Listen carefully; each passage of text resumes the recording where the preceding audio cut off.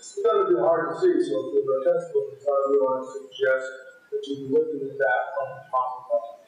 So what we're going to do is have 1, 2, 3, 4. We're going across the bottom is 5, 6, 7, 8. So we have 8 different steps in this mechanism. There's more, but we want to concentrate on these 8. And so what I'm going to do is label this as 1, 2, 3, 4, 5, 6, 7, 8, just as a mechanism means of being able to talk about a particular one. So let's go to step number 1. We look at step number 1, and we see here's our catalytic trial, and you'll see the yellow bonds, which represent hydrogen bonds in this particular case.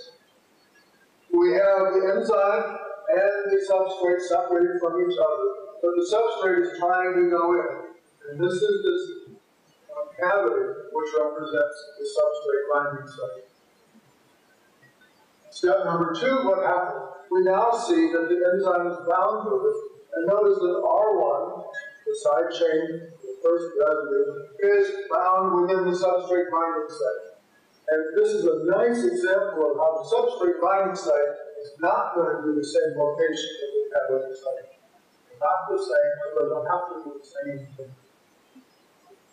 All right, so now what happens, we can see the proton, we pull this way, see the oxygen becoming more moving going, and it's going to attack that carbon, which again is going to be deficient in electrons that will be positive charge.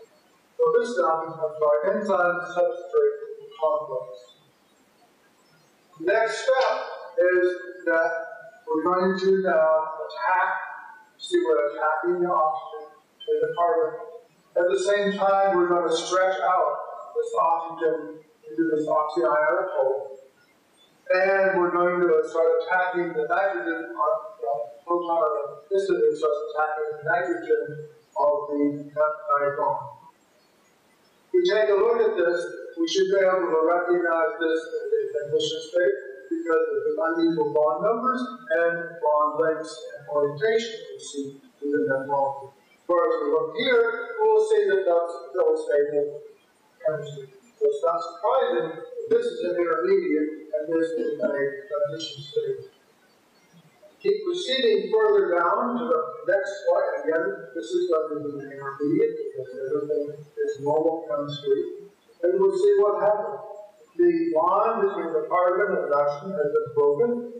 The proton, which was sitting on the serine, which originally came from the serine, goes this hydrogen migrating over here. So now we're sitting on this serine, and this serine is to the substrate, breaking that bond, and so this is going to leave as one of the products, taking away the proton that was originally part of the enzyme surface, leaving behind a covalent linkage between the serine and the remainder of the substrate. Go across the bottom now, we don't go to the top, go across the bottom. Now we bring in the water. Water is going to enter, notice it's hydrogen bonding to the nitrogen. This is going to make this oxygen what? Make it a nucleophile. It's going to attack the ester linkage that we see. Going up through here again, a transition state. The oxygen is being pulled into this oxyanionic hole.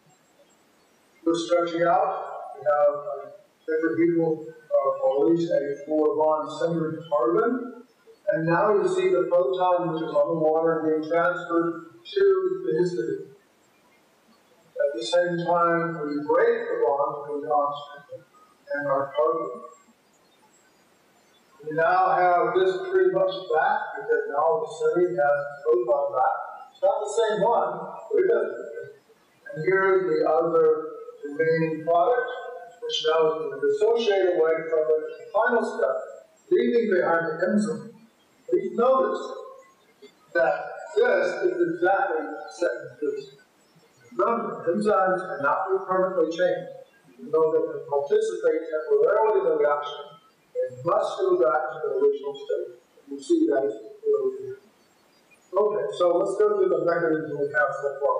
Acid base, covalent catalysis, intermediate formation, assembly effect, transition state stabilization. what do we see? Well, first of all, I hope you realize there's a parallel between the two sides. And this should look pretty much like this. And this should look like this. And this one will look like that. So you can see there's also sort of two parallel reactions going on simultaneously. Remember, the transfer of the proton within the enzyme is not acid-base. However, once we take this proton and transfer it to the product, that is acid-base catalysis. We have acid-base catalysis going on here, and it finishes here. Somewhere here, we have the proton transferred from the substrate, from water to substrate, to this division, and it's finished at this point in time. The fact that it ends up on serine, that's not part of acid-base catalysis. So it's done by acid-base. Valent catalysis, remember we have this oxygen, which is very inhibitory. It's going to attack the carbon. This formation of the bond between the oxygen and the carbon becomes stable covalent bond, forming a bond. That's valent catalysis. Same thing's happening over here. We're taking a substrate and we're going to attack it this way. Again, that's covalent catalysis. Remember, the substrate is substrate. It doesn't have to involve the enzyme per se. And then this gives rise to the product. So that's covalent catalysis. Intermediate formation.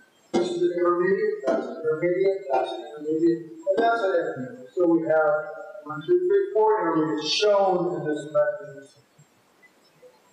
Proximity effect. Proximity requires two things. It requires limitation, rotation, and translation. Please notice, as soon as the substrate binds to its binding site, it can no longer move. It can rotate, it can spin, so we gain a partial proximity effect at this point in time. However, once we get to this transition state, you'll notice that there's no spinning involved. This is being pulled in this direction, being pulled in that direction. It's only one orientation. So here we have the full proximity going on. It's still limiting rotation, translation, so that's still partial. Still have it over here. But you notice now the water coming in, that's going to be start held in position. So when it attacks this way, again, we eliminate both rotation and translation. Full proximity effect. And it disappears as we come up. One more to go. Transition state. So we look at our transition states right here. Please notice that we have two hydrogen bonds here. We have one here. How many do we have here? 1, 2, 3, 4, 5, 6. Wow. You see, there's a greater interaction of the substrate, what's left of the part of the substrate with the transition state. That's how it's being stabilized. Same thing happens over here. We have 2 on this side, we have 2 over here, and 1, 2, 3, 4, 5, 6 over there. A greater interaction of the substrate or the transition state with the enzyme. It stabilizes, decreases it. So you can see how rich this example is in terms of having all of these different kinds of mechanisms going on. Next slide.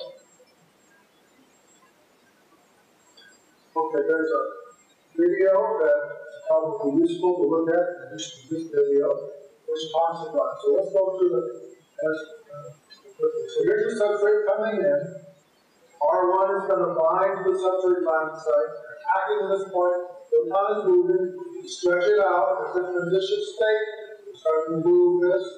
This is hydrogen going to come in and attack the nitrogen.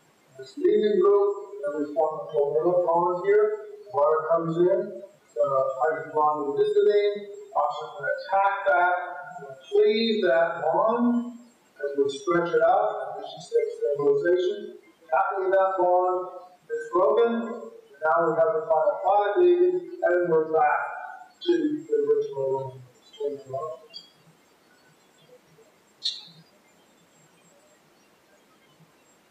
Okay. And this is another thing that we can help you look at. What we have is energy versus reaction coordinate. Here's our enzyme plus substrate. Step number 1. We we have the enzyme substrate complex, that number 2. There's obviously a transition between there, even though it's not shown in the mechanism. Then we go to step number 3, which is transition to step number 4, and there's a little bump to step number 5, and then finally 6, that's transition state, and then finally we get the enzyme product complex, which then breaks down the forms of the enzyme and cartilage. So that may help you in terms of looking at help visualize. And that is the end of segment number 2.